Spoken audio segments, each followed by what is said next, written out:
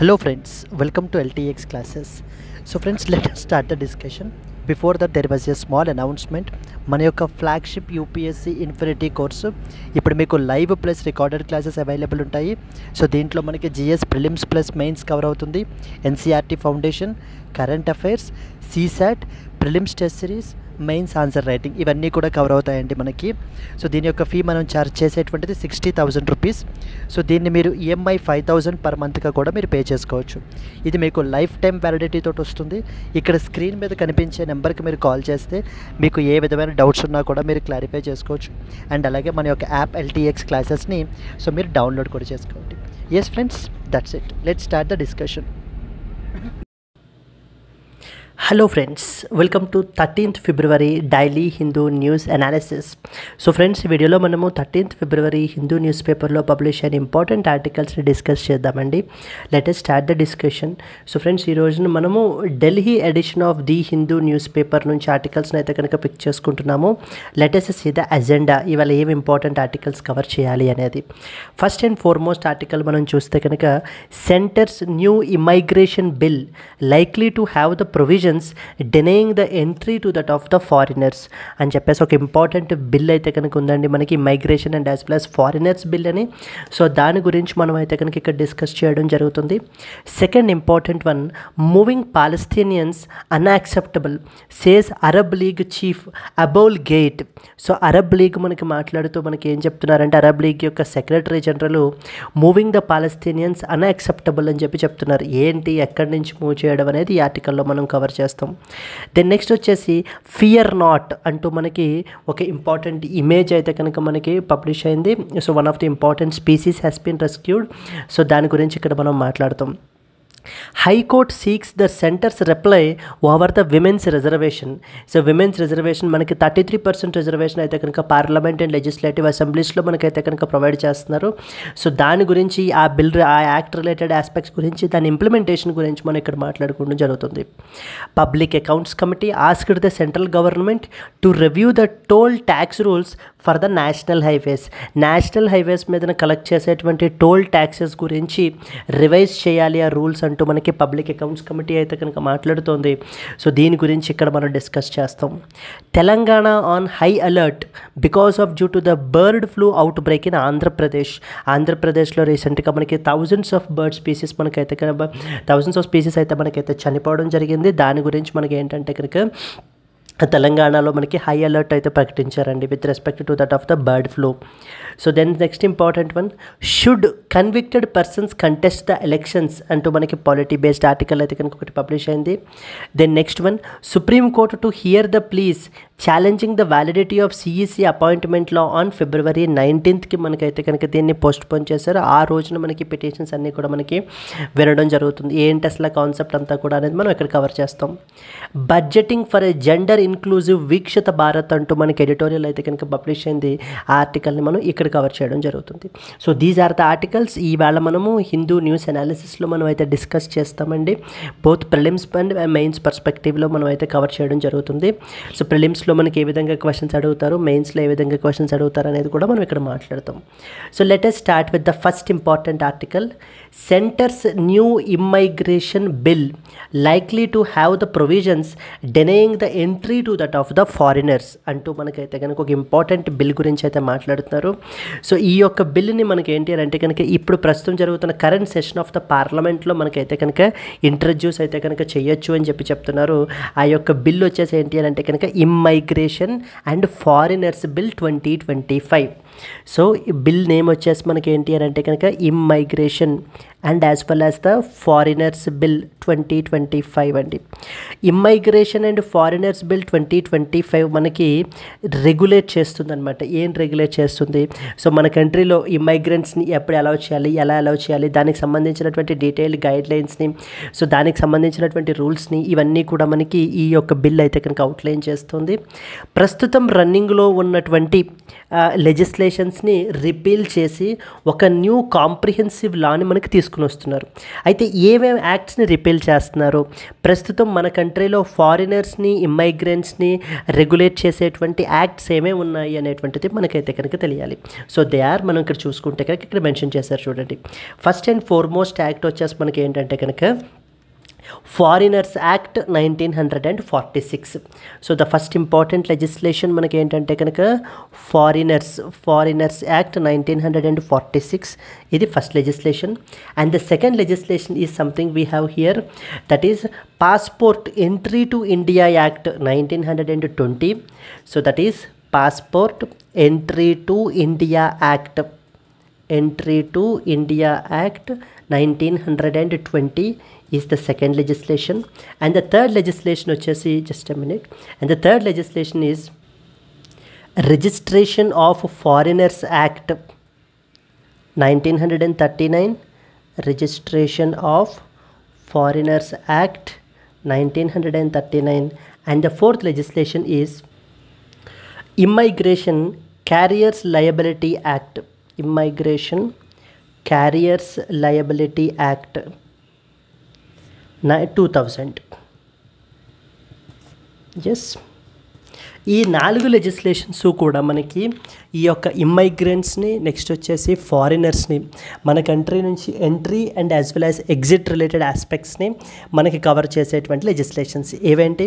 Foreigners act 1946, passport entry to India act 1920, registration of foreigners act 1939, immigration carriers liability 2000. ఇప్పుడున్నటువంటి ఈ 4 legislations కూడా చాలా provisions, overlapping provisions ఉన్నాయి. ఇప్పుడు వీటిలంతటినీ కూడా మేము ఏంటి అని అంటే కనుక రీపీల్ చేసేసి ఒక కాంప్రిహెన్సివ్ లాని మేము తీసుకుని వస్తాము అని చెప్పేసి మనకి పార్లమెంట్ ఆ యొక్క లాని మనకి ఇప్పుడు ఇంట్రడ్యూస్ చేయబోతోంది. సో దాని పేరే మనకి ఏంటంటే ఇప్పుడు వీటన్నిటిని రీప్లేస్ చేసేస్తారు. సో రీప్లేస్ చేసి something called as immigration and as well as the foreigners bill. అంటే వన్స్ ఆ బిల్ ఒకవేళ పార్లమెంట్ యొక్క ఆమోదం పొంది దెన్ నెక్స్ట్ వచ్చేసి ప్రెసిడెంట్ యొక్క అసెంట్ కూడా పొందితే కనుక, అంటే పార్లమెంట్లో పాస్ అయ్యి ప్రెసిడెంట్ యొక్క అసెంట్ పొందినట్లయితే కనుక అది immigration and as well as foreigners act 2025 మనకు అవుతుంది. సో సిన్స్ ఇప్పుడు ఇంకా ప్రపోజల్ స్టేజ్లో ఉంది కాబట్టి మనకి ఇమ్మైగ్రేషన్ అండ్ ఫారినర్స్ బిల్ 2025. ఇప్పుడు ఈ బిల్లు మనకి ఎగ్జిస్టింగ్లో ఉండేటువంటి 4 ఓవర్లాపింగ్ లెజిస్లేషన్స్ని కంప్లీట్గా మనకి రిపీల్ చేయడం జరుగుతుందండి. Foreigners act 1946, passport entry to India act 1920, registration of foreigners act 1939, immigration carriers liability act 2000. Yes, so the next important point మనకి ఏమర్థం కావాలి అని అంటే కనుక ఇప్పుడు ఈ పర్టికులర్ న్యూ బిల్లో ఉన్నటువంటి ఇంపార్టెంట్ కీ ఫీచర్స్ ఏవేంటి అనేటువంటిది మనం అయితే కనుక డిస్కస్ చేయాలి. సో ఫీచర్స్ ఏవేంటి అని అంటే కనుక ఫస్ట్ ఇంపార్టెంట్ ఫీచర్, ఎవరైతే మన కంట్రీలోకి ఇల్లీగల్ డాక్యుమెంట్స్ తోటి అయితే కనుక ఎంట్రీ ఉంటారో అలాంటి వాళ్ళకి మనకి imprisonment and as well as the fine అనేటువంటిది మనకి ఇంపోజ్ చేస్తున్నారండి. ఇక్కడ చూడండి, the legislation could propose imprisonment of 5 years or fine up to 5 lakh or both for entering India without valid documents. So మన కంట్రీలోకి వ్యాలిడ్ డాక్యుమెంట్స్ లేకుండా enter అయినటువంటి వాళ్ళ యొక్క ఇదేంటంటే కనుక వాళ్ళకి అయితే ఇంప్రిసన్మెంట్ ఆఫ్ 5 years ఇంపోజ్ చేస్తారు, లేదా fine up to 5 lakh impose చేస్తారు, ఆర్ బోత్, అంటే both imprisonment and as well as the fine. So రెండింటినీ మనకి ఇంపోజ్ చేసేటువంటి పెనాలిటీ అయితే ఉందన్నమాట. సిమిలర్లీ సెకండ్ ఇంపార్టెంట్ పాయింట్ ఏంటంటే ఎవరైనా కూడా ఇల్లీగల్గా అంటే ఫ్రాడులెంట్ వేలో ఈ యొక్క ట్రావెల్ డాక్యుమెంట్స్ని యూజ్ చేయడం కానీ, లేకపోతే ఇలాంటి ట్రావెల్ డాక్యుమెంట్స్ని వేరే వాళ్ళకి డిస్ట్రిబ్యూట్ చేయడం కానీ, అలా ఒకవేళ ఎవరైనా చేసినట్లయితే కనుక అలాంటి వాళ్ళకి కూడా మనకి ఏంటంటే 2 years imprisonment which may be extended to 7 years and a fine of not less then 1 lakh which may stretch to 10 lakh rupees. అది సెకండ్ పాయింట్ అండి. Using or distributing the fraudulent travel documents may invite punishment such as 2 years imprisonment which will be extended to 7 years. అంటే 2 to 7 years పాటు ఇంప్రిసన్మెంట్ ఉంటుంది ఎవరైతే documents అంటే fake డాక్యుమెంట్స్ని ఉపయోగిస్తారో, అలాగే లేత యూజ్ చేస్తారో, లేత ఇవి డిస్ట్రిబ్యూట్ చేస్తారో వేరే వాళ్ళకి, అంటే ఫర్ కమర్షియల్ పర్పసెస్కి డిస్ట్రిబ్యూట్ చేసి ఈ యొక్క ఫేక్ డాక్యుమెంట్స్ని సప్లై చేస్తుంటారో, డిస్ట్రిబ్యూట్ చేస్తుంటారో అలాంటి వాళ్ళకి 2 to 7 years ఇంప్రిసన్మెంట్ ఉంటుంది, లేత 1 lakh to 10 lakh ఫైన్ అయితే కనుక వాళ్ళ మీద ఇంపోజ్ చేయబడడం జరుగుతుంది. అండ్ అట్ టైమ్స్ బోత్ మనకి ఇంపోజ్ అయితే కనుక చేస్తారండి. So this is what is the idea. So these are the 2 important features. Third feature ఏంటంటే కనుక ఈ యొక్క బిల్లు మనకి it may define the functions of immigration officer అని ఉంటారు. ఇమ్మైగ్రేషన్ ఆఫీసర్ యొక్క ఫంక్షన్స్ని మనకైతే కనుక ఈ బిల్ అయితే కనుక డిఫైన్ చేయొచ్చు ఇప్పుడు అని చెప్పి మనకైతే కనుక చెప్పబోతున్నారు. అండ్ అలాగనే మనకి ఏంటంటే ఇమ్మైగ్రేషన్ ఆఫీసర్ తీసుకున్నటువంటి డెసిషన్స్ని so they are making it final and binding as well. అంటే the proposed law could make the decision of the immigration officer final and as well as the binding. Clear. Then next వచ్చేసి ఏంటంటే next important feature మనకి బిల్లో మనకి ఏంటంటే కనుక for the very first time ఒకళ్ళకి ఎవరికైనా సరే మనకి ఏంటంటే కనుక ఎవరైనా ఫారిన్ నేషనల్ని మన కంట్రీలోకి ఎంటర్ అవ్వనివ్వకుండా డెనే చేయడానికి మనం ఏంటంటే ఏం గ్రౌండ్స్ ఉపయోగించవచ్చు అంటే కనుక national security and as well as the sovereignty. ఆ పాయింట్ చూడండి ఇక్కడ. The immigration and the foreigners bill 2025 ఇది బిల్లు పేరు. ఈ బిల్ని మనకి ఏంటంటే కనుక అసలు బిల్స్ అనేటువంటిది మన కంట్రీలో ఎవరు ఎనెక్ట్ చేస్తారు? పార్లమెంట్ ఎనెక్ట్ చేస్తుంది. సో అంటే ఇది all over India level, all over India national లెవెల్లో మనకి స్టేట్ లెవెల్లో ఆ కన్సర్న్డ్ లెజిస్లేటివ్ అసెంబ్లీ చేస్తాయి. ఇన్ కేసు ఒకవేళ కౌన్సిల్ ఉంటే కనుక వాళ్ళకి అప్పుడు లెజిస్లేటివ్ కౌన్సిల్లో కూడా మనకి పాస్ చేస్తారు. సో పార్లమెంట్ అనేటువంటిది it comprises Lok Sabha plus Rajya Sabha plus president. అంటే ఏదైనా బిల్లు ఒక ఆర్డినరీ బిల్లు మనకి లోక్సభలో ఇంట్రడ్యూస్ అవ్వచ్చు, రాజ్యసభలో ఇంట్రడ్యూస్ అవ్వచ్చు, ఎక్కడైనా అవ్వచ్చు. ఇప్పుడు ఫర్ ఎగ్జాంపుల్ లోక్సభలో మనకి పాస్ అయిన తర్వాత అది మనకి రాజ్యసభకి వెళ్ళాలి. లోక్సభ రాజ్యసభ రెండిట్లోనూ పాస్ అయిపోయిన తర్వాత అది మనకి ప్రెసిడెంట్ అసెంట్కి వెళ్ళాలి. సో ప్రెసిడెంట్ కూడా అసెంట్ తీసుకున్న తర్వాత మనకి ఏమవుతుంది? గెజెట్ నోటిఫికేషన్ గెజెట్లో పబ్లిష్ చేస్తారు, అఫీషియల్ గెజెట్లో. అప్పుడు మనకి ఏమవుతుందంటే ఆ బిల్లు మనకి యాక్ట్గా మనకి మారుతుందండి.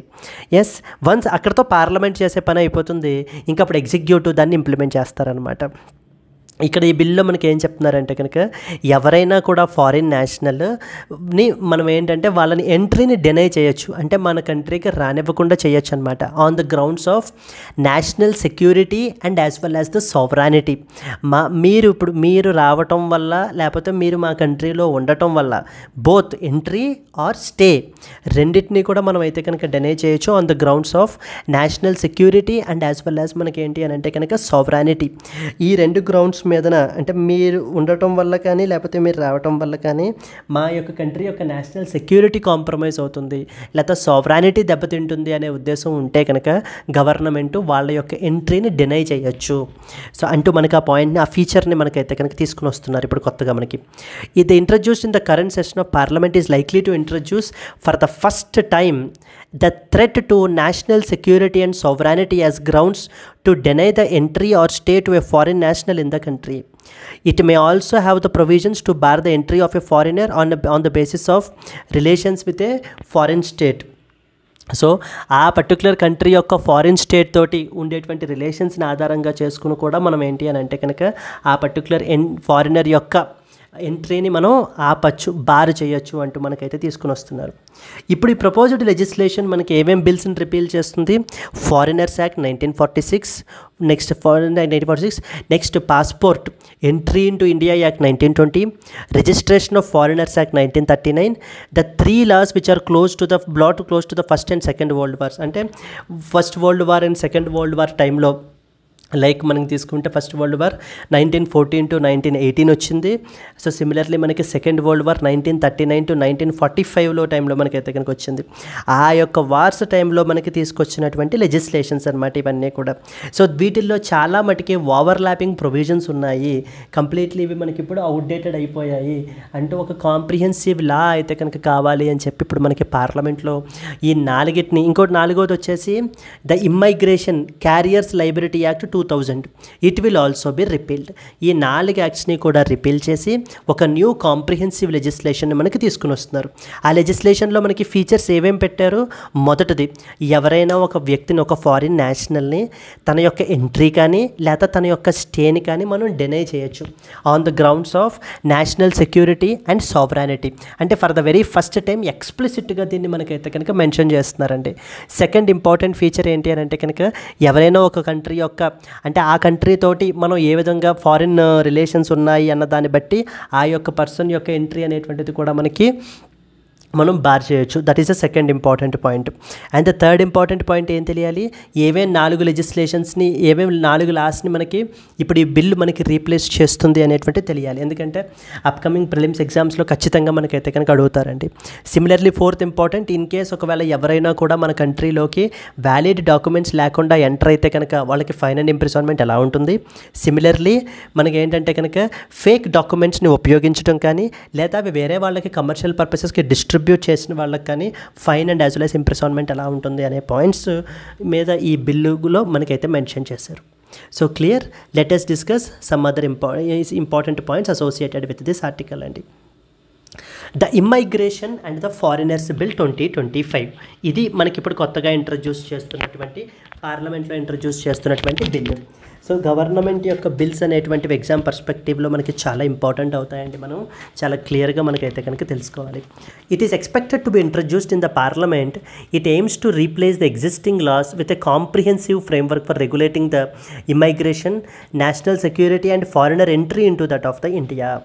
First one, it is likely to repeal and replace the following: Foreigners Act 1946, Passport Entry into India Act 1920, Registration of Foreigners Act 1939, Immigration Carriers Liability Act 2000. ఈ 4 లెజిస్లేషన్స్ని కూడా మనకి ఏంటంటే వీళ్ళు ఈ కొత్త బిల్ ఇప్పుడు తీసుకొస్తున్న ఇమైగ్రేషన్ అండ్ ఫారినర్స్ బిల్ 2025 మనకి రీప్లేస్ చేస్తుంది. సో ద రిపీల్ ఎందుకు? It is intended to remove the overlapping provisions and consolidate the immigration laws. Last time మీరు చూస్తే లేబర్ లాస్ని కాన్సాలిడేట్ చేస్తూ మనకి 4 లేబర్ కోడ్స్ని మనకి తీసుకుని వచ్చారు. Like for example code on social security, code on occupational safety అని చెప్పేసి మనకి కోడ్ ఆన్ వేజెస్. ఇదే విధంగా మనకి ఏంటంటే ఈ యొక్క ఇమైగ్రెంట్స్కి సంబంధించి, ఫారినర్స్కి సంబంధించి మనకి ఏంటంటే కనుక ఎగ్జిస్టింగ్ ఉన్నటువంటి లెజిస్లేషన్స్ అన్నిటినీ తీసిపారేసి కొత్తగా మనకి ఏంటంటే కనుక ఒక కాంప్రిహెన్సివ్ లెజిస్లేషన్ని మనకైతే తీసుకుని రావడం జరుగుతుందండి. Yes, new grounds for denying the entry. For the very first time, the national security and sovereignty will be explicitly mentioned as grounds to deny the entry or stay of a foreign national. So, ఎవరైనా కూడా ఒక foreign national యొక్క ఎంట్రీని కానీ, అంటే మన కంట్రీలోకి రావడాన్ని కానీ లేకపోతే మన కంట్రీలో ఉండడాన్ని కానీ మనం ఏంటి అని అంటే కనుక స్టాప్ చేయొచ్చు అనమాట. వీ కెన్ డెనై ఇట్, అంటే we can send him back. Yes, on the grounds of national security and as well as the మనకి ఏంటి అని అంటే కనుక సావరానిటీ. అంటే మీరు మా కంట్రీలో ఉండటం మూలాన మా యొక్క నేషనల్ సెక్యూరిటీ కాంప్రమైజ్ అయ్యేటువంటి పరిస్థితులు ఉన్నాయి, లేదా మా సావరానిటీ దెబ్బతింటుంది అని చెప్పేసి మనకి గవర్నమెంట్ ఫీల్ అయినట్లయితే కనుక అలాంటి పర్సన్ని మనం అయితే కనుక ఎక్స్పెల్ చేయొచ్చు అండి. దానికి సంబంధించినటువంటి ప్రొవిజన్ ఇది. సెకండ్ ఏంటంటే కనుక foreigners may also be denied entry based on the relations with a foreign state. ఆ యొక్క ఫారిన్ స్టేట్ తోటి మనకి ఏ విధమైనటువంటి రిలేషన్స్ ఉన్నాయి అన్న దాన్ని బట్టి ఆధారంగా చేసుకుని అప్పుడు కూడా మనం ఏంటి అని అంటే కనుక ఫారినర్స్కి ఎంట్రీ అనేటువంటిది మనం డెనై చేయొచ్చు. The immigration officers decision will be final and binding on all such matters. So generally మనకి ఏంటంటే కనుక ఇమైగ్రేషన్ ఆఫీసర్కి కొంత మోర్ పవర్ని మనకిస్తూ తన యొక్క డెసిషన్ ఏం చెప్తారు అంటే weather that particular person is allowed to stay or whether he has to be expelled అనే దాన్ని డెసిషన్ని మనకి ఏంటి అని అంటే కనుక ఇట్ ఈజ్ ఫైనల్ అండ్ అలాగనే binding on such matters. So the stronger immigration regulations. The bill will also define the functions of the immigration officer. Immigration officer మనకి ఏమేమి ఫంక్షన్స్ని క్యారీ అవుట్ చేయాలి అనేటువంటివన్నీ కూడా మనకి బిల్లో మనకైతే కనుక డిఫైన్ చేస్తారట. Similarly responsibilities of universities, medical institutions and other establishments regarding the foreign nationals will also be outlined. అంటే మన కంట్రీలో ఉండేటువంటి ఎడ్యుకేషనల్ ఇన్స్టిట్యూషన్స్లోను యూనివర్సిటీస్లోను చాలామంది ఫారినర్స్ మనకైతే కనుక వచ్చి ఇక్కడ మనకు చదువుకుంటున్నారండి. అలాంటి యూనివర్సిటీస్, అలాంటి ఎడ్యుకేషనల్ ఎస్టాబ్లిష్మెంట్స్ యొక్క రెస్పాన్సిబిలిటీస్ ఏమేమి ఉంటాయి అనేటువంటి దాన్ని కూడా మనకి ఏంటంటే కనుక ఇందులో అవుట్లైన్ అయితే కనుక చేస్తారు అని చెప్తున్నారు. burden of proof may be placed on individuals to prove that they are not foreign nationals. So illegal foreign national కాదు అని చెప్పేసి మనకి ఏంటంటే కనుక ఆ యొక్క ఇండివిజువల్ మీదనే మనకి బర్డన్ ఆఫ్ ప్రూఫ్ అయితే కనుక ఉంటుందని చెప్పి మనకి చెప్పడం జరుగుతుంది. సిమిలర్లీ లీగల్ పెనాలిటీస్ ఏంటి, అఫెన్సెస్ ఏంటి? అన్ఆథరైజ్డ్ ఎంట్రీ, ఎవరైనా మన కంట్రీలోకి వ్యాలిడ్ డాక్యుమెంట్స్ లేకుండా ఎంటర్ అయినట్లయితే అలాంటి వాళ్ళకి 5 years ఇంప్రిసన్మెంట్ ఉంటుంది, లేకపోతే 5 lakh ఫైన్ ఆర్ బోత్ ఉంటుంది. నెక్స్ట్ ఫ్రాడులెంట్ ట్రావెల్ డాక్యుమెంట్స్, ఎవరైనా ఫ్రాడ్ ట్రావెల్ డాక్యుమెంట్స్ని యూజ్ చేయడం కానీ లేదా డిస్ట్రిబ్యూట్ కానీ చేస్తే అలాంటి వాళ్ళకి 2 to 7 years ఆఫ్ ఇంప్రిసాన్మెంట్ అనేటువంటిది ఇంపోజ్ చేస్తారు, లేదా fine between 1 lakh to 10 lakh అనేటువంటిది వాళ్ళ మీద ఇంపోజ్ చేయడం జరుగుతుందండి. క్లియర్. సిమిలర్లీ మనకి ఇమైగ్రేషన్ని చేయడం గురించి, రెగ్యులేట్ చేయడం గురించి we have something called as bureau of immigration అని చెప్పేసి ఒక బాడీ ఉంది. So the Bureau of Immigration already exists, but the bill may provide it and its officers with the strong legal backing as well. ఇంకా more powers అనేటువంటిది bureau of the immigration మీద కూడా మనకి confer చేసేటువంటి అవకాశాలు అయితే ఉన్నాయని చెప్పి ఈ బిల్ గురించి మనకి ఇంపార్టెంట్ పాయింట్స్ మనకి చెప్పబడడం జరుగుతుంది. Yes, so that is immigration and foreigners bill 2025. అసలు ఈ బిల్లు మనకి ఏవేంటి రీప్లేస్ చేస్తుంది, ఏవేమి ఎగ్జిస్టింగ్ యాక్ట్స్ని రీప్లేస్ చేస్తుంది, న్యూ ఫీచర్స్ ఏవేంటి, ఒకవేళ ఈ బిల్ ప్రకారంగా ఈ వైలేట్ చేసినట్లయితే కనుక ప్రొవిజన్స్ని ఉన్న పెనాలిటీస్ ఏంటి, అఫెన్సెస్ ఏవేంటి అనేటువంటి పాయింట్స్ అన్నీ కూడా మనకైతే క్లియర్గా అర్థం కావాలి. సో పాసిబుల్ మెయిన్స్ క్వశ్చన్ మనకి ఎలా అడుగుతారంటే కనుక what are the key provisions of the proposed immigration and foreigners bill 2025? How does it aim to streamline the immigration laws in India can be a potential mains question. So similarly practice prelims question మనకి ఎలా అడుగుతారంటే ఇలా చూడండి, which of the following acts is not expected to be repealed by the immigration and foreigners bill 2025? immigration and as well as foreigners bill 2025 ఏ యాక్ట్ని మనకైతే కనుక repeal చెయ్యట్లేదు. Number 1 foreigners act 1946, number 2 registration of foreigners act 1939, number 3 passports act 1967, number 4 passport entry into India act 1920. So I think it is very easy question అండి మీకు, ఎందుకంటే foreigners act 1946ని మనకి replace చేస్తుంది, registration of foreigners act 1939ని replace చేస్తుంది, passport entry into India act 1920ని replace చేస్తుంది, but the first one passport act 1967 దీన్ని రీప్లేస్ చేయట్లేదు. సో చాలా క్లియర్గా అర్థం చేసుకోవాలి. ఈ పాస్పోర్ట్ యాక్ట్ 1967 అనేటువంటిది మనకి ఏంటంటే కనుక సో పాస్పోర్ట్స్ని ఇష్యూ చేయడానికి మన కంట్రీలో ఇండియన్ సిటిజన్స్కి అండ్ అలాగే మన యొక్క ఇండియన్ సిటిజన్స్ యొక్క ఫారిన్ ట్రావెల్ గురించి చూసేటువంటి యాక్ట్ మనకి పాస్పోర్ట్ యాక్ట్ 1967. ఈ బిల్లు ఆ యాక్ట్ని రీపీల్ చేయట్లేదు. సో జాగ్రత్తగా గమనించండి ఆ point. The Immigration and Foreigners Bill 2025 is expected to repeal 4 major acts. Already మనం చూసాం, Foreigners Act 1946, Registration of Foreigners Act 1939, Passport Entry into India Act 1920, and the fourth one మనకి ఏంటంటే కనుక Carriers Responsibility, Carriers Liability Act 2000. ఆ 4 legislations కూడా మనకి repeal అవుతున్నాయి. But కానీ the Passport Act 1967 is not among them. The Passports Act governs the issue of the passports to Indian citizens and remains in force. So this is what is the first important article మనకైతే కనుక తెలియాలి. Let us move to that of the second one. Moving the Palestinians unacceptable, says Arab League chief Aboul Gate. So మనం చూసుకుంటే కనుక ఇక్కడ తెలియాల్సిన points ఏమేంటంటే మనకి yesterday మీరు హిందూ న్యూస్ అనాలిసిస్ కూడా మీరు వాచ్ చేసి ఉండుంటే కనుక సో నిన్నటి ఆర్టికల్లో మనం ఒక మాట మాట్లాడడం దేని గురించి అంటే ఈజిప్ట్ యొక్క ప్రెసిడెంట్. సో మళ్ళీ ఒక్కసారి బ్రీఫ్గా నేను చెప్పేస్తానండి. ఈజిప్ట్ యొక్క ప్రెసిడెంట్ మనకి ఏంటంటే కనుక ఎవరు Egypt president? Abdel Fattah al Sisi. Abdel Fattah al Sisi is the president of Egypt.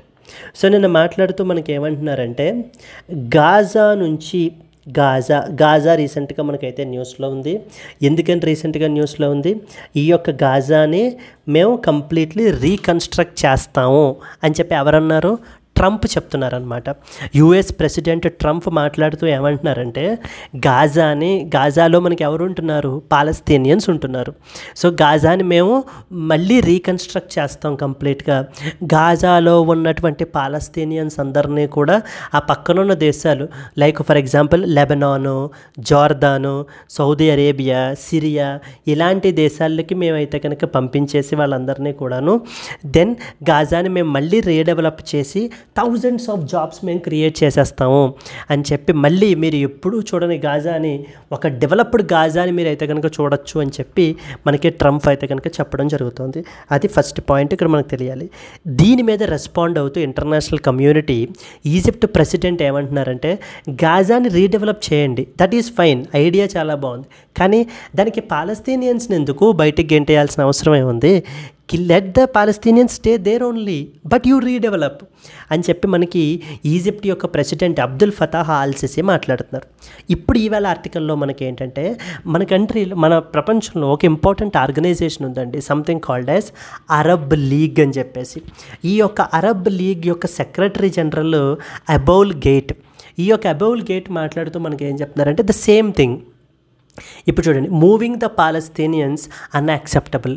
So Gaza నుంచి వీళ్ళందరినీ కూడా బయటికి పంపించేసి గాజాని రీడెవలప్ చేస్తామంటే కనుక దట్ డెసిషన్ ఈజ్ అన్యాక్సెప్టబుల్ అని చెప్పేసి మనకైతే కనుక చెప్తున్నారు.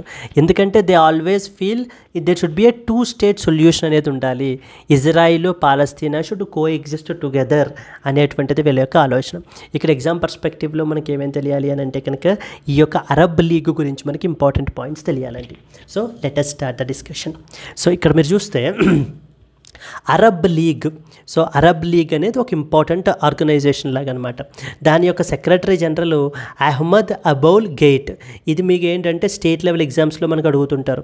Ahmed Aboul Gheit is the secretary general of which of the following organizations, like they ask you like A United Nations, B organization for Islamic cooperation, C Shanghai cooperation organisation, the Arab League. ఈ విధంగా మనకి అడుగుతారు.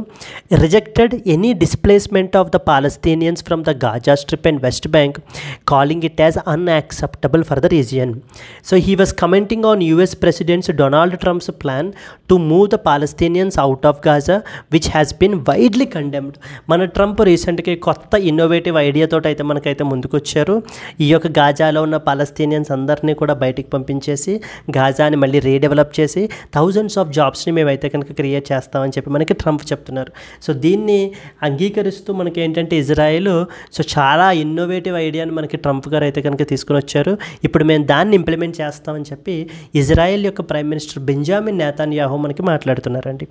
దీనికి international community అంతా కూడా మనకి ఏంటంటే కనుక చాలా సివియర్లీ క్రిటిసైజ్ చేస్తున్నారు. ఆ క్రిటిసైజ్ చేసే వాళ్ళల్లో నిన్న ఈజిప్ట్ ప్రెసిడెంట్ గురించి మాట్లాడాము, ఇప్పుడేమో అరబ్ లీగ్ యొక్క సెక్రటరీ జనరల్ మనకి మాట్లాడుతున్నారు. So the first important point, Arab League Secretary General Ahmad Abaul Gate rejected the displacement of Palestinians from the Gaza and as well as the West Bank. Gaza and as well as West Bank ఈ రెండు టెరిటరీస్లోనూ కలిపి together we call it as Palestine. So వీటిల్లో మనకి ఏంటంటే కనుక Palestinians మనకైతే కనుక ఉంటున్నారండి. మనకి calling it as unacceptable for the region. His statement came in response to discussions around the US proposal to relocate the Palestinians, which has been widely condemned by Arab nations and the international community.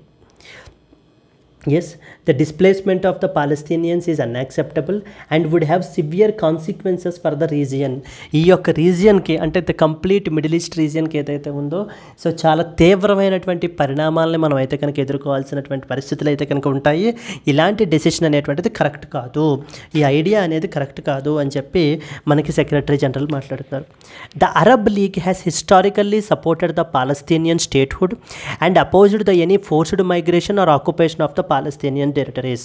So చాలామంది మనకి ఏంటంటే కనుక ఈ Arab league countries అందరూ కూడా కలిసికట్టుగా మనకి ఏంటంటే ఎప్పటి నుంచో పాలస్తీనా అనేటువంటిది ఒక ఇండిపెండెంట్ స్టేట్గా ఫామ్ అవ్వాలి, Gaza and as well as the West Bank కలిపి together should be constituted as Palestine అని చెప్పి వీళ్ళు ఎప్పటి నుంచో మనకి ఏంటంటే కనుక సో సపోర్ట్ చేయడం జరుగుతుందండి.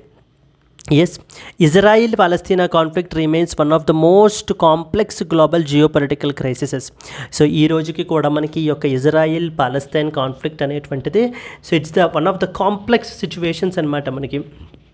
ఎస్, సో ఇక్కడ మనకి తెలియాల్సినటువంటి ఇంపార్టెంట్ పాయింట్స్ ఏమేంటి అని అంటే కనుక ఇది మనకి ఫర్దర్గా డీస్టెబిలైజ్ అయితే కనుక చేస్తుంది అని చెప్తున్నారు. సిమిలర్లీ అరబ్ లీగ్ గురించి మనకి తెలియాల్సిన పాయింట్స్ ఏమేంటి. అరబ్ లీగ్ అనేది మనకి ఏంటంటే కనుక 1945లో మనకైతే కనుక ఎస్టాబ్లిష్ అయిందండి. in the year 1945. So the March 22 కెయిరో ఈజిప్ట్లో మనకి అరబ్ లీగ్ అనేటువంటి ఆర్గనైజేషన్ అయితే ఎస్టాబ్లిష్ అయింది. హెడ్ క్వార్టర్స్ అడుగుతూ ఉంటారు మనకి. హెడ్ క్వార్టర్స్ వచ్చేసి మనకి కెయిరో ఈజిప్ట్లో మనకైతే కనుక ఉన్న హెడ్ క్వార్టర్స్. దీని యొక్క ఆబ్జెక్టివ్ ఏంటంటే కనుక అరబ్ నేషన్స్ అంటే ముస్లిం మెజారిటీ నేషన్స్ మధ్యన పొలిటికల్, ఎకనామిక్, కల్చరల్, మిలిటరీ కోఆపరేషన్ని ప్రమోట్ చేసుకోవాలి అండ్ అందరూ కలిపి వాళ్ళ యొక్క సోవరానిటీని కాపాడుకోవాలి. This is what is the idea of Arab Arab League establish చేయడానికి మనకి. So then it advocated for Arab unity and as well as collective decision making. ఇది మనకి ఏంటంటే పాలస్తీనియన్ యొక్క సెల్ఫ్ డిటర్మినేషన్ని and also opposes foreign interference in the Arab world. ఇతర foreign countries ఎవరో కూడా మా యొక్క అరబ్ వరల్డ్లోకి ఎంటర్ అవ్వకూడదు, అన్నెసెసరీ ఇంటర్ఫీరెన్స్ ఉండకూడదు అని చెప్పేటువంటిదే మనకి ఈ యొక్క అరబ్ లీగ్. మనకి అరబ్ లీగ్లో మొత్తం మనకి 22 మంది మెంబర్ కంట్రీస్ అయితే కనుక ఉంటారండి. 22 ఫుల్ టైం మెంబర్ కంట్రీస్ ఉంటారు అండ్ 5 అబ్జర్వర్ కంట్రీస్ అయితే కనుక ఉంటారు మనకి. అండ్ మోస్ట్ ఇంపార్టెంట్ పాయింట్ మనకి ఏం తెలియాలంటే India is also one of the 5 observer countries. Observer కంట్రీస్లో మనకి ఇండియా కూడా మనకి one of the member country. ఆ పాయింట్ మనం చూద్దాం. సో ఇక్కడ చూస్తే చూడండి, మెంబర్ స్టేట్స్ వచ్చేసి టోటల్ మనకి 22 countries are part of the Arab League. Algeria, Bahrain, Comoros, Djibouti, Egypt, Iraq, Jordan, Kuwait, Lebanon, Libya, Mauritania, Morocco, Oman, Palestine, Qatar, Saudi, Somalia, Sudan, next వచ్చేసి మనకి ఏంటంటే Syria, Tunisia, UAE and as well as Yemen. వీళ్ళందరూ కూడా మనకి ఏంటంటే కనుక they are all part of Arab League. Arab లీగ్లో మనకి మెంబర్స్. ఇంకా రిమైనింగ్ 5 కంట్రీస్ అబ్జర్వర్ స్టేట్స్ అనమాట. ఎవరెవరు మనకి Brazil, Eritrea, India, Venezuela, Armenia. ఇక్కడ ఇలాగే మనకు అడుగుతారు. ఏం పాయింట్ తెలియాలంటే ఇక్కడ మనకి India is also one of the observer state to that of the Arab League. So consider the following countries అని. ఎందుకంటే ఇక్కడ చూడండి ఓన్లీ 5 మాత్రమే ఉన్నాయన్నమాట. మనకి 5 కంట్రీలు మాత్రమే అబ్జర్వర్ స్టేటస్ ఉన్నాయి ఈ యొక్క అరబ్ లీగ్కి. సో ఖచ్చితంగా మనకి ఇక్కడ క్వశ్చన్ ఎలా అడిగే అవకాశాలు ఉంటాయంటే కన్సిడర్ ద ఫాలోయింగ్ కంట్రీస్ అని చెప్పి 4 దేశాల పేర్లు ఇచ్చేసి how many of the above countries hold the observer status to that of the Arab League అని చెప్పేసి మనకైతే కనుక క్వశ్చన్ అయితే కనుక అడుగుతారు మనకి. అరబ్ లీగ్కి ఎవరెవరు observer status? So that is we have something called as Brazil మొదటిది, సెకండ్ వన్ వచ్చేసి Eritrea, third one is India, fourth one is Venezuela and then fifth one is Armenia. India is one of the India holds the observer status to that of the Arab League. Yes, Arab observer states అంటే అర్థం ఏంటంటే they do not have any voting rights. ఈ యొక్క states above చెప్పినటువంటి countries ఎవరికి కూడా ఎటువంటి voting rights ఉండవు, కానీ వీళ్ళు డిస్కషన్స్లోను కొలాబరేషన్స్లోను పార్టిసిపేట్ అయితే కనుక చేయొచ్చు. ఇండియా మనకి has been an observer since the year 2007 and shares strong economic and as well as cultural ties with that of the Arab countries తోటి మనము చాలా స్ట్రాంగ్ ఎకనామిక్ అండ్ కల్చరల్ టైస్ని మనం అయితే కనుక మనం మెయింటైన్ చేస్తున్నామండి. దీంట్లో మనకి ఏంటంటే కనుక ఇప్పుడు యునైటెడ్ నేషన్స్ లెవెల్లో మనకి యునైటెడ్ నేషన్స్ సెక్యూరిటీ కౌన్సిల్, లేకపోతే వరల్డ్ హెల్త్ ఆర్గనైజేషన్లో వరల్డ్ హెల్త్ అసెంబ్లీ అని చెప్పేసి మనకి ఏ విధంగా ఉంటాయో సిమిలర్ వేలో మనకి ఇక్కడ ఏంటంటే కనుక ఈ దీంట్లో మనకి అరబ్ లీగ్లో ఎవరెవరు ఉంటారంటే కౌన్సిల్ ఆఫ్ అరబ్ లీగ్ అని ఉంటుంది. ఇది మనకి సుప్రీం డెసిషన్ మేకింగ్ బాడీ అనమాట. They meet biannually. Similarly Arab parliament ఉంటుంది, వీళ్ళ యొక్క లెజిస్లేటివ్ ఫంక్షన్స్ అన్ని క్యారీ అవుట్ చేయడానికి. Arab economic and social council, Arab League educational cultural and scientific organisation అంటే యునెస్కో లాగా మనకి. Yes, so these are some of the important organisations of Arab League. Arab League అనేది ఎప్పుడు form అయింది, ఎంతమంది member nations ఉంటారు, India యొక్క position ఏంటి, అరబ్ లీగ్ యొక్క స్టాండ్ ఏంటి, దేని మీద గాజాస్ని మనం ఏంటి అని అంటే కనుక ఈ యొక్క డిస్ప్లేస్ చేయడంలో మనకి ప్రిలిమ్స్ మెయిన్స్ క్వశ్చన్ మనకి possible mains question, analyse the role of Arab League in addressing the conflicts in the Middle East, how effective has it been ensuring regional stability and as well as cooperation can be a potential mains question. Prelims question చూడండి, consider the following statements about the Arab League. Arab లీగ్కి సంబంధించినటువంటి important points. First point, it was established in 1945 to promote unity and cooperation among the Arab nations. First point. Second point, India holds the observer status in the Arab League. Second point. Third one, the Arab League headquarters is located in Riyadh, Saudi Arabia. Which of the above statements is are correct అని అడుగుతున్నారు. First point మీరు చూస్తే ఇది 1945లోనే establish అయిందండి. Unity and cooperation among the Arab నేషన్స్ని promote చేయడం గురించి మనకి ఈ ఆర్గనైజేషన్ అయితే కనుక ఎస్టాబ్లిష్ అయింది. First one is correct. And the second one, yes, India holds the observer status అయితే కనుక ఉంది మనకి in the Arab League. Second statement is correct. The Arab League headquarters is located in Riyadh, Saudi Arabia అని అడుగుతున్నారు. This is a wrong statement because ఎందుకంటే it is Cairo, Egypt. So ఈజిప్ట్లో మనకైతే కనుక దీని యొక్క హెడ్ క్వార్టర్స్ అయితే కనుక ఉన్నాయి. So coming to this, only 1 and 2 is the answer. So that is B, 1 and as well as the 2 only is the answer అండి. So clear. The Arab League was founded in 1945 to promote Arab unity. First statement is correct. India is an observer state in the Arab League since 2007. Second statement is correct. The headquarters is in the Cairo, Egypt, not Riyadh, Saudi Arabia. So Riyadh, Saudi Arabia lo manakaithe kanaka levu, Cairo, Egypt lo manakaithe kanaka unnai. This was the second important article that you are expected to know andi. Let us move to that of the third article. Yes. So iguana అని చెప్పేసి రీసెంట్గా మనకైతే కనుక విజయవాడలో fire accident అయితే కనుక జరిగింది. So ఎగ్జిబిషన్లో మనకి so that is something called as Kashmir Jalakanya exhibition అయితే కనుక రీసెంట్గా మనకైతే కనుక ఎగ్జిబిషన్లో ఫైర్ అయితే కనుక బ్రోక్అవుట్ అయిందండి. యాజ్ ఏ రిజల్ట్ మనకి ఏంటంటే కనుక one of the important species called as iguana అని మనకైతే కనుక అక్కడి నుంచి ఆ యొక్క సైట్ నుంచి మనకి రెస్క్యూ అయితే చేశారు. సో దాని గురించి ఒక ఇంపార్టెంట్ పాయింట్. మరి ఇలాంటి ఇంపార్టెంట్ స్పీసీస్ ఏదైనా ఇప్పుడు ఎలిఫెంట్ స్పీసీస్ న్యూస్లో ఉన్నా, లేదా లాస్ట్ టైం మీరు చూస్తే కనుక అస్సాంలో హులూక్ గిబ్బన్ శాంక్చురీ అని చెప్పేసి ఉందన్నమాట. హులూక్ గిబ్బన్ స్పీసీస్ గురించి. లేకపోతే ఒకసారి వచ్చేసి మనకి లైన్ టైల్డ్ మకావు రీసెంట్గా మనకి న్యూస్లో ఉంది. సో దాని గురించి ఇలా మల్టిపుల్ స్పీసీస్ మనకి డిఫరెంట్ కాంటెక్స్లో మనకి న్యూస్లో ఉంటాయి. సో వాటి గురించి మనకైతే కనుక తెలియాలి. ఇక్కడ మనకి చూస్తే కనుక ఇగువానా రీసెంట్గా మనకి న్యూస్లో ఉంది. So what is this iguana species, ఇది నేటివ్ టు ఎక్కడ ఏంటి అనేటువంటి పాయింట్స్ గురించి మనం అయితే కనుక తెలుసుకోవాలి. So then and iguana was recently rescued, కాపాడారనమాట. ఎక్కడి నుంచి? From a fire accident. ఎక్కడ? At the Kashmir Jalakanya exhibition జరిగింది రీసెంట్గా. ఎక్కడ జరిగింది? విజయవాడలో మనకైతే కనుక జరిగిందండి ఇది. It destroyed several makeshift shops but no human injuries were reported actually. So yes, then iguana rescue among the affected areas and iguana was found trapped and later got rescued. So the significance of the iguanas గురించి మనకి ఏం తెలియాలి? Important points. ఇది మనకేంటంటే కనుక it is one of the tropical lizard అండి. It is known for their bulky appearance, scaly skin and as well as the spines అయితే మనకైతే కనుక ఉంటాయి.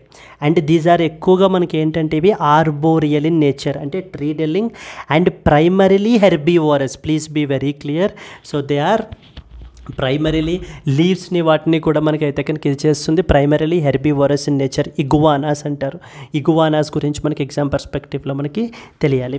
And they are common colour variations మనకి తీసుకుంటే కనుక గ్రీన్, నెక్స్ట్ వచ్చేసి బ్లూ, దెన్ నెక్స్ట్ వచ్చేసి గ్రే కలర్లో మనకైతే కనుక ఉంటాయి. సో పొటెన్షియల్ మెయిన్స్ క్వశ్చన్ మనకి ఎలా అడగచ్చు? Discuss the significance of disaster preparedness in protecting the animals in the public exhibitions. Yes, and అలాగనే zoos suggest some measures to improve the animal safety in such events. So prelims question చూడండి. Consider the following statements about the iguanas. Iguanas are primarily carnivorous in nature reptiles. First point అడుగుతున్నారు. Second point, they are native to tropical regions of the Americas. That was the second point. Which of the above statements is are correct? So primarily carnivorous in nature అని అడుగుతున్నారండి. So first statement అయితే కనుక తప్పు, ఎందుకంటే they are herbivorous in nature. And the second statement, yes, they are native to that of the South Americas and as well as the Caribbean. ఈ కమ్యూనిటీస్లో ఇక్కడైతే కనుక so they are native to this particular region. So second statement is correct. So 2 only is the answer manaki. So iguanas are herbivorous and primarily feed on leaves, fruits and flowers, making statement 1 incorrect. They are native to tropical regions of Central and South America, thereby making it the statement 2 correct. So the answer వచ్చేసి మనకి B is the answer. So first statement వచ్చేసి wrong, ఎందుకంటే carnivorous reptiles అని చెప్పేసి అంటున్నారు. కాదు, they are herbivorous. Second statement కూడా మనకి ఏంటంటే కనుక కరెక్టే, ఎందుకంటే they are native to tropical regions of the Americas, Central America and as well as the Caribbean రీజియన్కి మనకి నేటివ్ అండ్ ఈ species. So this was the next important article మనకి తెలియాలి. So let us move on to that of the next one. Yes, moving to the next one. High court seeks the central government's reply over the women's reservation అని చెప్పేసి మనకైతే కనుక bill అయింది, publish అయింది ఇక్కడ. So ఇదేంటంటే రీసెంట్గా హైకోర్టులో ఒక పిటిషన్ అయితే కనుక వేశారండి. దేని గురించి అని అంటే article number 334A so of the constitution మనకైతే కనుక దీన్ని ఛాలెంజ్ చేస్తూ మనకి పిటిషన్ అయితే వేయబడడం జరిగింది. ఎందుకని చెప్పేసి అంటే సో రీసెంట్గా విమెన్స్ రిజర్వేషన్ యాక్ట్ అని చెప్పేసి మనకైతే కనుక పార్లమెంట్లో పాస్ చేశారండి. విమెన్స్ రిజర్వేషన్ యాక్ట్ ఇది మనకి ఏం చేస్తుంది? Particular act women's reservation act 2023. So ఈ యొక్క లెజిస్లేషన్ మనకి ఏంటంటే కనుక 33% రిజర్వేషన్ అయితే కనుక మనకి ప్రొవైడ్ చేయబడడం అయితే జరుగుతుంది. ఎక్కడ? In the Lok Sabha. Please be very clear, పార్లమెంట్లో లోక్సభ అండ్ రాజ్యసభ మనకు ఉంటాయి. రిజర్వేషన్ అనేది మనకి రాజ్యసభలో కాదండి, లోక్సభలో మనకి ప్రొవైడ్ చేస్తారు. అండ్ అలాగనే స్టేట్ లెజిస్లేటివ్ అసెంబ్లీస్లో కూడా, స్టేట్ లెజిస్లేటివ్ అసెంబ్లీస్లో 33% రిజర్వేషన్ ఫర్ విమెన్ అనేటువంటిది ప్రొవైడ్ చేయాలి అని చెప్పి ఈ యొక్క women's reservation act 2023 constitutional amendment అయితే కనుక మనకి తీసుకుని వచ్చారు. బట్ కానీ దీని యొక్క ఇంప్లిమెంటేషన్ స్టిల్ నాట్ ఇంప్లిమెంటెడ్. ఎందుకు ఇంప్లిమెంట్ చేయలేదు అని అంటే కనుక, so this will be implemented only after delimitation commission exercise చేసిన తరువాత మాత్రమే, సో డీలిమిటేషన్ కమిషన్ కండక్ట్ చేసిన తర్వాత మాత్రమే ఈ యొక్క విమెన్స్ రిజర్వేషన్ యాక్ట్ అనేటువంటి దాన్ని ఇంప్లిమెంట్ అయితే కనుక చేస్తాము అని చెప్పి మనకి చెప్పడం జరిగిందండి. ఈ పాయింట్ని మనకి ఛాలెంజ్ చేశారనమాట. డీలిమిటేషన్ ఎక్సర్సైజ్ ఎప్పుడు కండక్ట్ చేస్తారు? డీలిమిటేషన్ ఎక్సర్సైజ్ సెన్సస్ కండక్ట్ చేసిన తర్వాత. మరి ఇప్పుడు లేటెస్ట్ సెన్సస్ ఎప్పుడు కండక్ట్ చేయాలి? అసలు నార్మల్లీ మనకి ఏంటంటే 2021లో బట్ కండక్ట్ చేయాలి. బట్ స్టిల్ 2026 వరకు మనకైతే కనుక ఫ్రీజ్లో మనకైతే కనుక ఉంది. ఆఫ్టర్ దాట్ ఇప్పుడు మనకి ఏంటంటే కనుక 2021లో కండక్ట్ చేయాల్సినటువంటి సెన్సస్ ఇప్పటిదాకా మనకైతే కండక్ట్ చేయలేదు. ఇప్పుడు ద సెన్సస్ కండక్ట్ చేసిన తర్వాత అప్పుడు డీలిమిటేషన్ ఎక్సర్సైజ్ని కండక్ట్ చేసి, అంటే నియోజకవర్గాలన్నింటినీ, అంటే కాన్స్టిట్యుయెన్సీ అన్నింటినీ రీడ్రా చేసిన తర్వాత అప్పుడు ఈ విమెన్స్ రిజర్వేషన్ యాక్ట్ని ఇంప్లిమెంట్ చేస్తాము అని చెప్పేసి మనకి గవర్నమెంట్ అయితే కనుక చెప్తోంది. దీన్ని మనకి ఢిల్లీ హైకోర్టులో మనకి ఛాలెంజ్ చేశారండి. And they asked the central government to respond to this particular issue. ఎందుకని డీలిమిటేషన్ ఎక్సర్సైజ్ సెన్సస్ కండక్ట్ చేసేంత వరకు ఆగాలి, ముందుగా ఎందుకు ఇంప్లిమెంట్ చేయకూడదు, ఎందుకు డీలిమిటేషన్ ఎక్సర్సైజ్ అనేది ప్రీ రిక్విజిట్ అని చెప్పేసి మనకైతే దీన్ని ఛాలెంజ్ చేయడం జరుగుతుంది ఇక్కడ. The Delhi high court on Wednesday asked the central government to respond to a plea challenging the validity of article 334A of the Constitution, which prescribed the delimitation as a prerequisite to give effect to reservation of seats for women in the parliament. The court issued a notice to Ministry of Law and Justice as well as Attorney General, the highest law officer in the country, on the plea questioning why women's reservation should be deferred until the delimitation was complete. Delimitation exercise చేసేంత వరకు ఎందుకని ఈ యొక్క women reservation యాక్ట్ని మనం ఎందుకని implement చేయకూడదు అని చెప్పేసి, మనకి ఎందుకు డిఫర్ చేస్తారు అప్పటి వరకు అని చెప్పేసి మనకైతే కనుక దీనికి సమాధానం చెప్పమని కోర్టు మనకి ఏంటంటే కనుక సెంట్రల్ గవర్నమెంట్ని ఇష్యూ చేస్తుంది. దీనికి సంబంధించి మినిస్ట్రీ ఆఫ్ లా అండ్ జస్టిస్కి అండ్ అలాగే అటార్నీ జనరల్కి ఇక్కడ ఒక పాయింట్ రాశారు చూడండి, ఎగ్జామ్ పర్స్పెక్టివ్లో ప్రిలిమ్స్లో మనకు అడుగుతారనమాట. అటార్నీ జనరల్ అనేటువంటి పర్సన్ మనకి highest law officer in the country. Yes, who of the following is considered as the highest law officer అని చెప్పేసి మనకు అడుగుతారు. Number 1 president, number 2 chief justice of India, number 3 attorney general of India, number 4 ministry of law and as well as justice. So ఇలా ఇచ్చి who of the following is considered as the highest law officer in our country అని చెప్పి మనకి ప్రిలిమ్స్లో question అయితే కనుక అడిగే అవకాశాలు అయితే ఉన్నాయి. Option A president of India అయి ఉండొచ్చు అనుకుంటాము. Second one chief justice of India can be the highest law officer అయి ఉండొచ్చు. Then next ministry of law and justice కూడా మేబీ ఈ can also be considered as highest law officer అని అనుకుంటారు. But కానీ ఓన్లీ తెలుసున్న వాళ్ళు మాత్రమే ఆన్సర్ చేయగలరు. ఏమని అని అంటే కనుక it is the attorney general who is considered as the highest law officer in the country. Similarly state లెవెల్లో మనకి ఏంటంటే కనుక అడ్వకేట్ జనరల్ అని ఉంటారు. అడ్వకేట్ జనరల్ వచ్చేసి మనకి ఏంటంటే కనుక స్టేట్ యొక్క హయ్యెస్ట్ లా ఆఫీసర్ అండి. స్టేట్ యొక్క highest law officer is advocate general. Attorney general మనకి ఆర్టికల్ నెంబర్ 76 ఆఫ్ ద కాన్స్టిట్యూషన్లో మనకి మెన్షన్ చేయబడింది. అటార్నీ జనరల్ అంటే ఎవరు? గవర్నమెంట్ తరపున లాయర్, గవర్నమెంట్ని రిప్రజెంట్ చేసేటువంటి లాయర్. సెంట్రల్ గవర్నమెంట్ని ఎక్కడైనా కూడా రిప్రజెంట్ చేయాలి అని అంటే, ఏదైనా కోర్టులో రిప్రజెంట్ చేయాలంటే, so including it can be any high court or even supreme court as well, ఏ కోర్టులో అయినా కానీ సెంట్రల్ గవర్నమెంట్ని రిప్రజెంట్ చేయాలంటే కనుక ప్రెసిడెంట్, ప్రైమ్ మినిస్టర్ వెళ్ళరండి, వాళ్ళని రిప్రజెంట్ చేయడానికి మనకి అటార్నీ జనరల్ అయితే కనుక వెళ్తారనమాట. సిమిలర్లీ ఎప్పుడైనా స్టేట్ గవర్నమెంట్ని రిప్రజెంట్ చేయాల్సి వస్తే ఏదైనా కోర్టులో, అంటే like for example state of Andhra Pradesh లేదా స్టేట్ ఆఫ్ తెలంగాణని రిప్రజెంట్ చేయాలి అని అంటే మరి ఆ స్టేట్ యొక్క చీఫ్ మినిస్టర్ అయితే కనుక వెళ్ళరు, లేదా గవర్నర్ కానీ ఎవరు వెళ్తారు అని అంటే ఆ స్టేట్ యొక్క అడ్వకేట్ జనరల్ వెళ్తారు.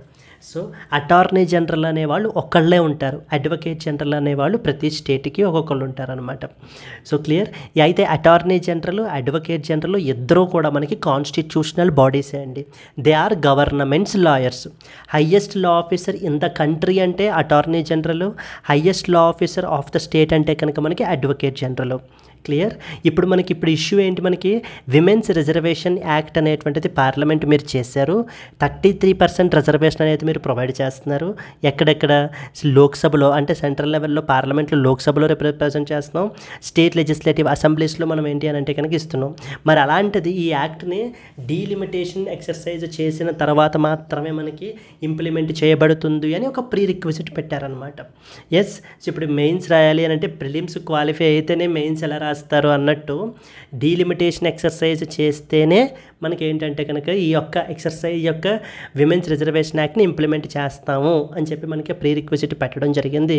అసలు ఆ ప్రీ రిక్విజిట్ ఎందుకు అని మనకి ఇప్పుడు కోర్టు క్వశ్చన్ చేస్తోందండి మనకి. Clear. So this is the important points మనకి తెలియాల్సినటువంటివి. So let us discuss some read important points.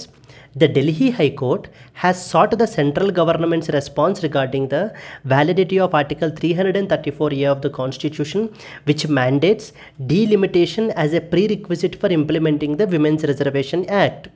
So delimitation as a prerequisite for implementing the Women's Reservation Act. Delimitation అనేటువంటిది ఏంటి, మనకి డీలిమిటేషన్ అంటే మనకి అర్థం ఏంటంటే నియోజకవర్గాల్ని మనకి ఏంటంటే రీడ్రా చేయడం. So redrawing the boundaries of the constituencies is basically called as delimitation. Delimitation అనేటువంటిది ఎక్సర్సైజ్ ఎవరు క్యారీ అవుట్ చేస్తారు, డీలిమిటేషన్ కమిషన్ మనకి కన్స్టిట్యూట్ చేస్తుందండి. మొన్న యూపీఎస్సీ ప్రిలిమ్స్ 2024లో ఇదే క్వశ్చన్ అడిగారు, how many delimitation commissions have been constituted so far అని చెప్పి. So yes, so the delimitation commission అనేది ఎవరు కన్స్టిట్యూట్ చేస్తారు, మనకి పార్లమెంట్ కన్స్టిట్యూట్ చేస్తుంది. డీలిమిటేషన్ కమిషన్ పర్పస్ ఏంటి, నియోజకవర్గాల్ని మళ్ళీ రీడ్రా చేయడం based upon the population. Yes. Now, a petition questioned why the women's reservation should be delayed until the delimitation is complete అని చెప్పి మనకి పిటిషన్ అయితే కనుక వేయబడడం జరిగింది. దీనికి కోర్ట్ రెస్పాండ్ అవుతూ మనకి ఏంటంటే కనుక సెంట్రల్ గవర్నమెంట్కి like ministry of law and justice and as well as attorney జనరల్కి ఇద్దరికి నోటీసులు అయితే కనుక పంపించారు. ఏమని, బాబు దీనికి సమాధానం చెప్పండి అని చెప్పి. Yes, the Delhi High Court has asked the Ministry of Law and Justice and Attorney General to please respond to this particular plea. The plea challenged the Article 334A, which linked the Women's Seat Reservation to the completion of delimitation. So, Women's Reservation Act గురించి మనకు మాట్లాడుకుంటే 106th Constitutional Amendment 2023 అండి. ఇది మనకి 1/3 of సీట్స్ని reserve అయితే కనుక చేస్తుంది. ఎక్కడెక్కడ లోక్సభలోను, స్టేట్ లెజిస్లేటివ్ అసెంబ్లీస్లోను and the national capital territory of Delhi for that of the women. ఇక్కడ తెలియాల్సిన పాయింట్ ఏంటి, మనకి Rajya Sabha and state legislative councils are not covered under this reservation. ఈ యొక్క రిజర్వేషన్ అనేది ఓన్లీ మనకి లోక్సభలోను లెజిస్లేటివ్ అసెంబ్లీస్లోనే తప్ప మనకి రాజ్యసభలోను లెజిస్లేటివ్ కౌన్సిల్స్లోనూ కాదు. Reservation will be implemented only after the delimitation based upon the next census. So features ఏవేంటి, 1/3 ఆఫ్ సీట్స్ రిజర్వేషన్ అనేది మనకి ప్రొవైడ్ చేయబడడం జరుగుతుంది. సో సబ్ రిజర్వేషన్ మనకి ఎస్సీస్, STs and as well as సాంక్లిక్ communities. Post delimitation implementation it will take effect only after census and delimitation. So అయితే దీన్ని మనకి ఏంటంటే ఇనీషియల్లీ 15 years అయితే కనుక ఈ రిజర్వేషన్ ఇంప్లిమెంట్ చేయాలి అని అనుకుంటున్నారు, but can be further extended by that of the parliament if required. Possible mains question మనకి ఎలా అడగచ్చు అని అంటే కనుక, The Women's Reservation Act is a significant step towards gender equality, but it is facing the implementation challenges. Discuss the constitutional and political hurdles that are associated under its particular execution can be a possible mains question. Prelims question ఎలా అడుగుతారు, Consider the following statements about regarding the Women's Reservation Act. First statement ఏం చెప్తుందో చూడండి.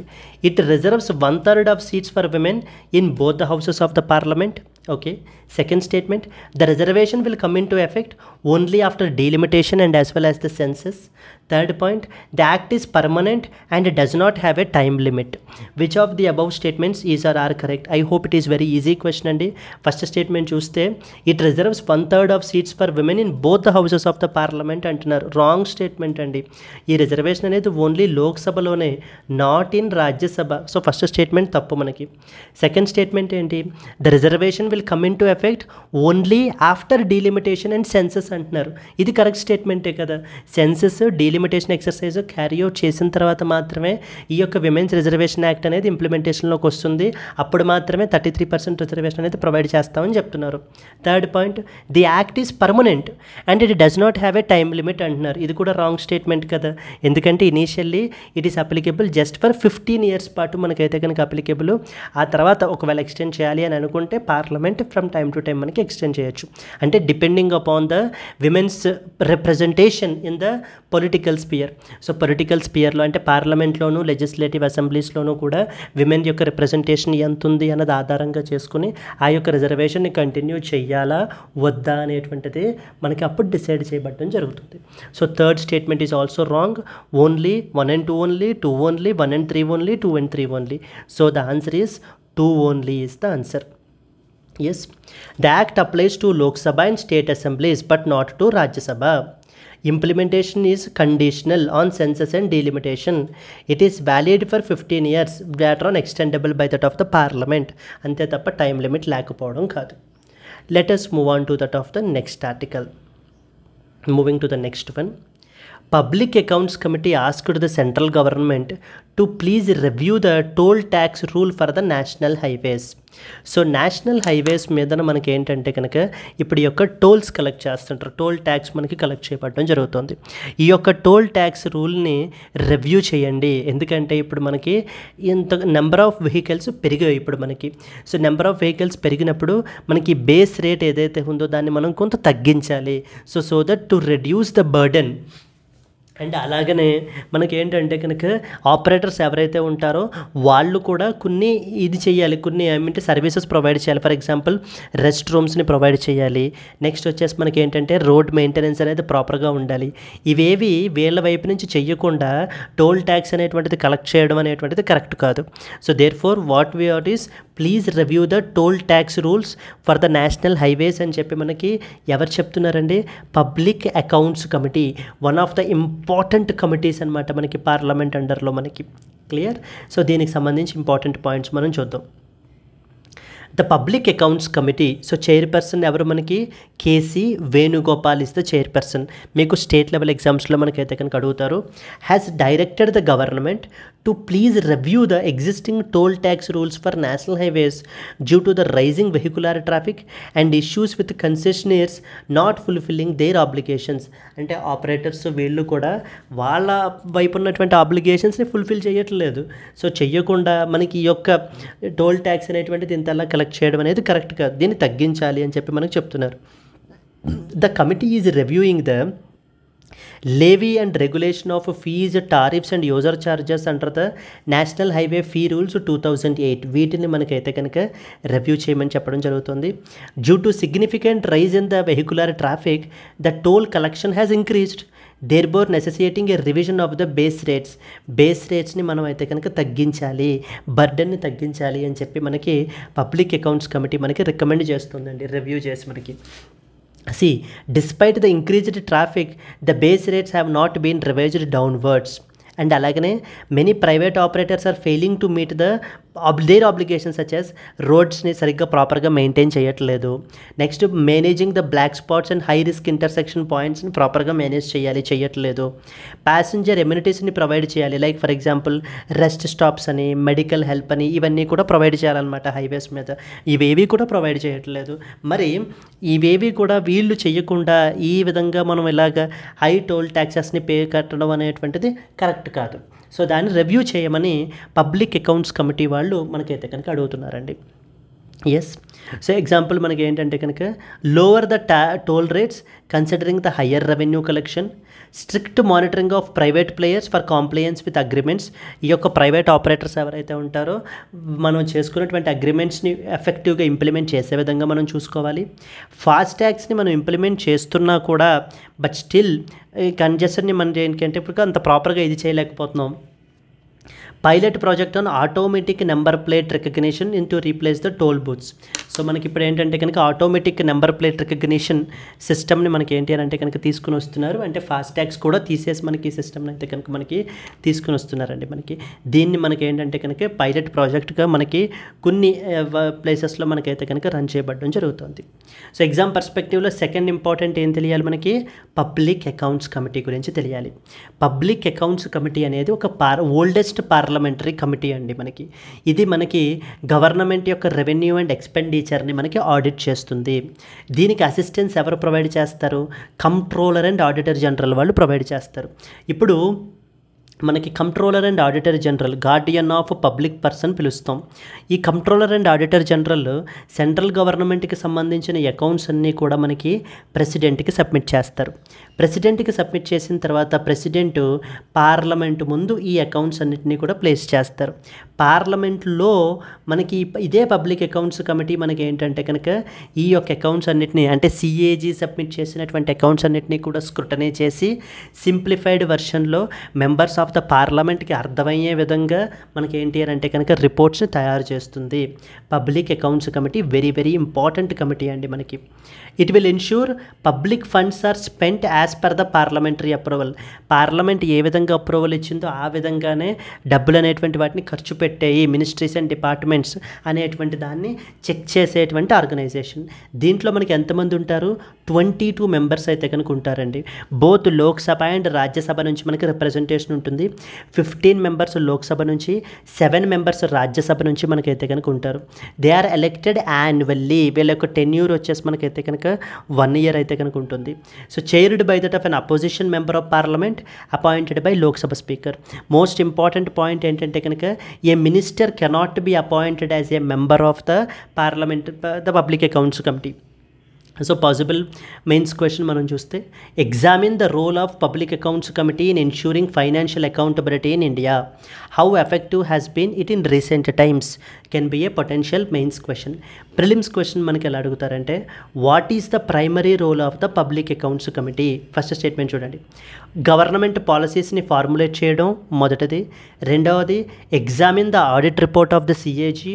మూడోది, allocate the funds for the government projects. నాలుగోది, overseeing the implementation of the బడ్జెట్ని implement చేయడంలో oversee చేయడం అని చెప్పేసి మనకి ఏది అని చెప్పేసి మనకైతే కనుక అడుగుతున్నారండి. సో ఇక్కడ మీరు చూస్తే కనుక second statement, that is examining the audit report of CAG is basically the answer. మనకి examining the audit report of CAG. The Public Accounts Committee primarily audits the government expenditure, ensuring that the funds are used as per Parliament's approval. ఇది మనకి CAG యొక్క రిపోర్ట్స్ని మనకి ఏంటి అని అంటే కనుక review చేస్తుంది, స్క్రూటనైజ్ చేస్తుంది. మిస్అప్రాప్రియేషన్స్ ఏమైనా ఉంటే ఓవరాల్గా transparency and the public spending, government స్పెండింగ్లో మనకి ట్రాన్స్పరెన్సీని పెంచేటువంటి ఆర్గనైజేషనే ఈ యొక్క public accounts committee. Clear? So public accounts committee next వచ్చేసి టోల్ ట్యాక్స్కి సంబంధించినటువంటి రూల్స్ని రివ్యూ చేయమని చెప్పి మనకి లేకపోతే రిక్వెస్ట్ చేస్తున్నారండి. So this is what is another important article. Let us move to that of the next one. Yes, moving to the next one. Telangana on high alert in view of the bird flu. So రీసెంట్గా మనకి తెలంగాణ వాళ్ళు మనకి ఏంటి అని అంటే కనుక high అలర్ట్ని place చేయడం జరిగింది. ఎందుకంటే ద నైబరింగ్ ఆంధ్రప్రదేశ్లో మనకి ఏంటంటే కనుక సో చాలా బర్డ్స్ మనకి అయితే కనుక చనిపోవడం జరిగిందండి. అరౌండ్ 4,000 బర్డ్స్, అంటే ఇంచుమించుగా మనకి అరౌండ్ 7,000 to 8,000 బర్డ్స్ ఈ బర్డ్ ఫ్లూ వచ్చి మనకైతే కనుక చనిపోవడం జరిగింది. అందుకని ఆంధ్రప్రదేశ్ నుంచి వచ్చేటువంటి ఈ యొక్క పౌల్ట్రీ ఏవైతే ఉన్నాయో వాటన్నిటినీ కూడా రివ్యూ చేయడం గురించి మనకి ఏంటంటే కనుక స్ట్రిక్ట్ హై అలర్ట్లో మనకైతే కనుక తెలంగాణలో మనకి ప్లేస్ చేశారు. So based on this we are expected to know about bird flu గురించి మనకైతే కనుక ఇంపార్టెంట్ పాయింట్స్ తెలియాలి.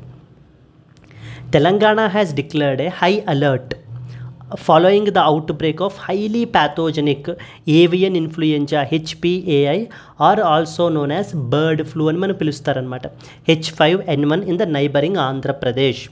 The state has deployed over 2 dozen check points in order to monitor the poultry transportation. అంటే నైబరింగ్ స్టేట్ ఆంధ్రప్రదేశ్, నెక్స్ట్ వచ్చేసి కర్ణాటక, మహారాష్ట్ర, వీటిల నుంచి మనకు వచ్చేటువంటి poultry ట్రాన్స్పోర్ట్ని మనకి ఏంటంటే చెక్ చేయడం గురించి చెక్ పాయింట్స్ని మనకైతే కనుక డిప్లాయ్ చేశారండి. So the outbreak was reported in the Anumulanka village where around 4,000 birds died initially. ఆ తర్వాత మనకి అరౌండ్ 3,000 బర్డ్స్ అయితే కనుక మనకైతే చనిపోయాయి. So then here we are expected to know about అసలు influenza, avian influenza or simply called as the bird flu గురించి మనకైతే కనుక తెలియాలి. బర్డ్ ఫ్లూ అనేది మొట్టమొదటిసారిగా మనకి చైనాలో డిటెక్ట్ అయిందండి 1996లో. సో కోవిడ్ లాగా ఇది కూడా చైనాలోనైనా అనిపిస్తుంది మనకి. ఇది మనకి ఏంటంటే ఈవెన్ ఈ రోజున Asia, Europe, Africa, America, so మొత్తం అంతా కూడా మనకైతే కనుక స్ప్రెడ్ అయిపోయిందనమాట. ఇనీషియల్లీ మనకి ఏంటంటే chickens were initially the most affected species, but over a period of time మనకి ఏంటంటే even marine mammals like sea lions, dolphins, foxes, bears, pumas, ఇవన్నీ కూడా మనకి ఏంటంటే ఈ యొక్క బర్డ్ ఫ్లూ ద్వారా మనకైతే కనుక ఎఫెక్ట్ అవుతున్నాయి. అక్కడతో ఆగిపోలేదు, ఈవెన్ హ్యూమన్ రిస్క్ కూడా మనకు ఉంది. ఇన్ఫెక్షన్ ఈజ్ రేర్, బట్ కానీ it is possible through direct contact with infected birds. Bird flu వల్ల ఇన్ఫెక్ట్ అయినటువంటి ఇన్ఫెక్టెడ్ బర్డ్స్ నుంచి మనకేంటంటే కనుక వాటితో డైరెక్ట్ కాంటాక్ట్లో ఉన్నట్లయితే కనుక అప్పుడు కూడా హ్యూమన్ ట్రాన్స్మిషన్ కూడా జరిగే అవకాశాలు ఉన్నాయి. And no sustained human transmission has been recorded. So it is completely rare అనమాట ఇంకా హ్యూమన్ టు హ్యూమన్ ట్రాన్స్మిషన్ అనేది. సో WHO మనకి ఏం చెప్తుందంటే there is a low risk to general public, but కానీ continuous surveillance is crucial. Bird flu వల్ల మనకేంటంటే హ్యూమన్స్కి అంత ఇంపాక్ట్ అయితే కనుక ఏమీ లేదు కానీ, బట్ కానీ కంటిన్యూస్గా మనం సర్వేలెన్స్ అయితే కనుక చేయాలి. Climate change could worsen the spread by altering the bird migration patterns. ఇప్పుడు క్లైమేట్ చేంజ్ వల్ల మనకి ఏమవుతుందంటే ఈ యొక్క బర్డ్స్ మైగ్రేషన్ కూడా మనకి ఏంటి అంటే కనుక ఇంపాక్ట్ అవుతుంది. దాని మూలన కొత్త కొత్త ఏరియాస్కి కూడా మనకి బర్డ్ ఫ్లూ అనేటువంటిది స్ప్రెడ్ అయ్యే అవకాశాలు ఉన్నాయని చెప్పి మనకి చెప్తున్నారు. సో ప్రివెంటివ్ మెజర్స్ ఏమేమి తీసుకోవాలి అని అంటే కనుక లైవ్ యానిమల్ మార్కెట్స్ని మనం అయితే కనుక అవాయిడ్ చేయాలి. హై రిస్క్ పౌల్ట్రీ ఫార్మ్స్ని విజిటింగ్ అనేటువంటిది తగ్గించాలి, ఎటువంటిది ఉండకూడదు. సిక్ బర్డ్స్ ఉంటే కనుక ఇమీడియట్గా అథారిటీస్కి రిపోర్ట్ అయితే కనుక చేయాలి. Do not consume the infected poultry or ఎగ్స్ని, ఇన్ఫెక్ట్ అయినటువంటి వాటి యొక్క కన్జంప్షన్ అనేటువంటిది ఎట్టి పరిస్థితుల్లోనూ కన్జ్యూమ్ చేయకూడదు. We have to maintain hand hygiene when handling the birds or poultry ప్రొడక్ట్స్ని హ్యాండిల్ చేసేటప్పుడు మనం ప్రాపర్ హ్యాండ్ హైజీన్ అంటే ప్రాపర్ వాషింగ్ అనేటువంటిది మనం చేసుకోవాలి అని చెప్పి మనకి వరల్డ్ హెల్త్ ఆర్గనైజేషను ఈ యొక్క బర్డ్ ఫ్లూకి సంబంధించి కొన్ని రికమెండేషన్స్ని అయితే కనుక చెప్పడం జరిగిందండి.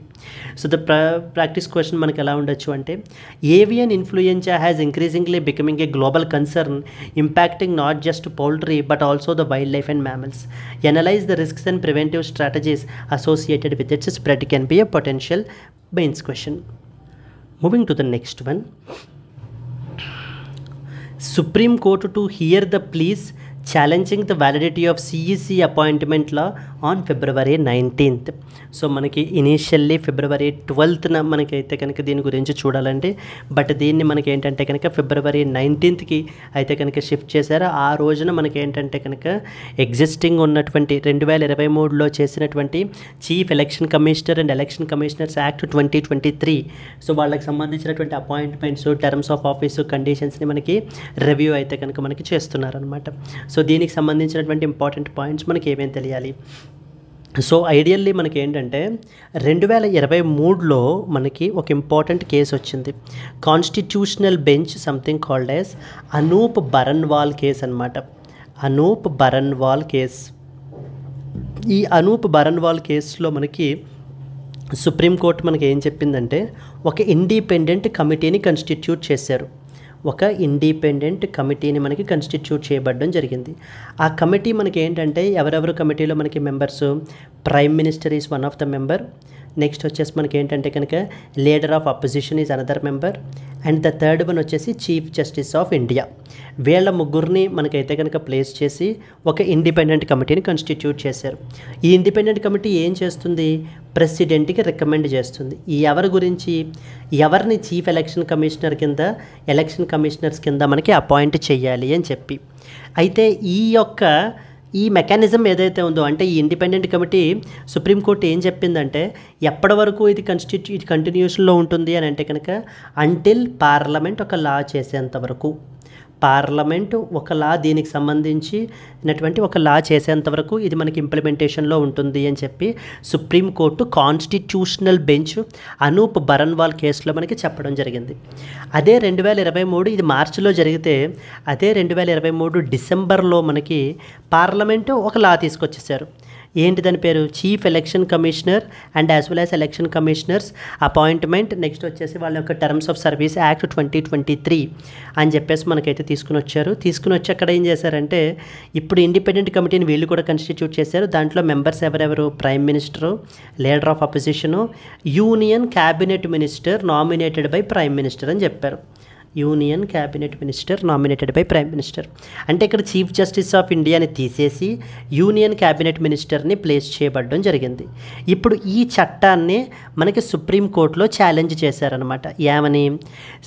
సుప్రీంకోర్టుకి చెప్తున్నారనమాట, సార్ మీరు 2023లో అనూప్ బరన్వాల్ కేసులో ఇది మనది కాన్స్టిట్యూషనల్ బెంచ్, ఇప్పుడు ఈ కాన్స్టిట్యూషనల్ బెంచ్లో మనం ఇండిపెండెంట్ కమిటీని ఈ విధంగా కాన్స్టిట్యూట్ చేశాము.